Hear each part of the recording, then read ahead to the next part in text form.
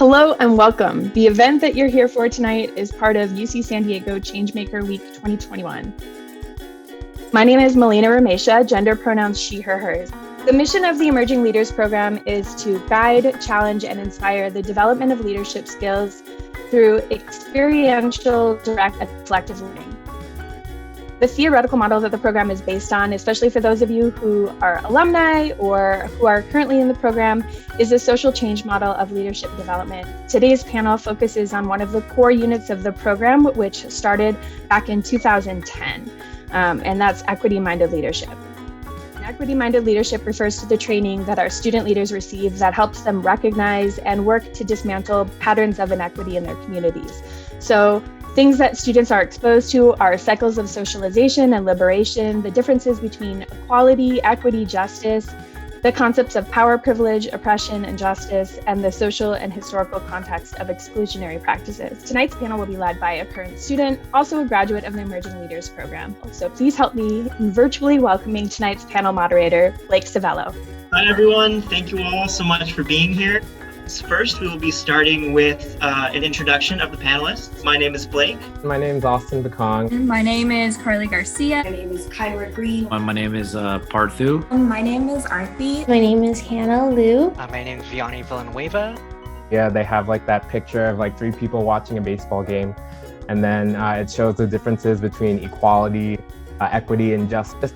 That really stood out to me, and it really stands out in my practice as a pediatric physician assistant. I am a person of color, but I have grown up with a lot of privileges, and it just showed me how we have to be cognizant that other people may have privileges that we don't, we have privileges that they don't, and we just need to make sure that we keep that in mind. Actually learning about like how some of my identities give me like advantages, whereas some don't, that was really eye-opening. But then to like take it a step further and think about how that affects all my relationships with the people around me. It really helps you learn about how different backgrounds influence and mold people into who they are, and it kind of built appreciation for that. In my current role, we support hundreds of students across the Bay Area. And so the students we support come from a variety of socioeconomic backgrounds. And so one of the things that has really shown up for me in terms of thinking equitably about our work is really starting from the margins and designing at the margins, and really thinking about how can we design our programs and our policies so that they are being supported, because everyone will benefit at the end of the day if we build a project or a program that is equitable for everyone. And to have more of like a collaborative relationship as opposed to a one-sided one. Equity-minded leadership is essential in order for there to be a collective well-being. Being a leader is not about necessarily being the loudest voice in the room. And one of the things I remember learning from ELP was the principle of step up and step back. Just the idea of like allowing everyone the opportunity to speak. I think in light of current events, it's really easy to want to be the loudest voice in the room, keeping in mind where other people are coming from and how they might not have the same experience that we have.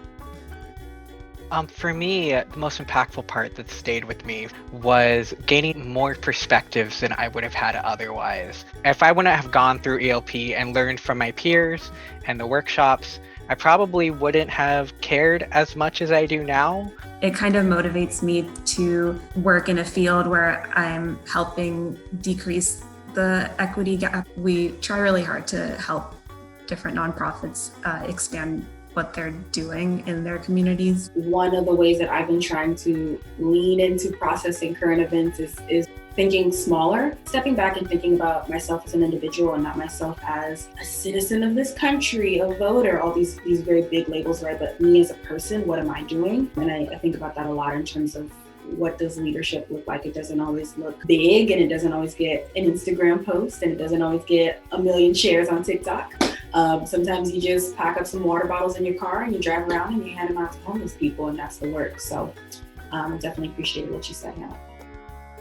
My advice would be, first of all, like, know who you are and what you stand for and what like equity-minded leadership really means to you, and then do something. The biggest piece of advice I would give anyone who wants to embark on a journey of equity-minded leadership is really sit with yourself. The most important work you can do is self-work. Really reflect on your upbringing and your biases and your beliefs and dig deep. Sometimes as people, we don't like to be wrong. We don't like to be called out for things that we say that might not be correct or that are coming from a place of prejudice or bias. If you really want to be an equity-minded leader, if you want to be a change maker, you have to be able and be willing to listen to other people who may know more than you or may be offended by something you said. Because if you can't change within yourself, then you won't be able to make change outside of yourself. It's not so much about saying when we're wrong, but thinking of others. Starting from a place of humility makes it a lot easier to be equitable and to be just in the way we treat others. If you remember who you are and the identity you want to make and the change you want to make, that's going to help you go, miles in being equitable. I like the analogy, you can't create change if you're not changing within yourself.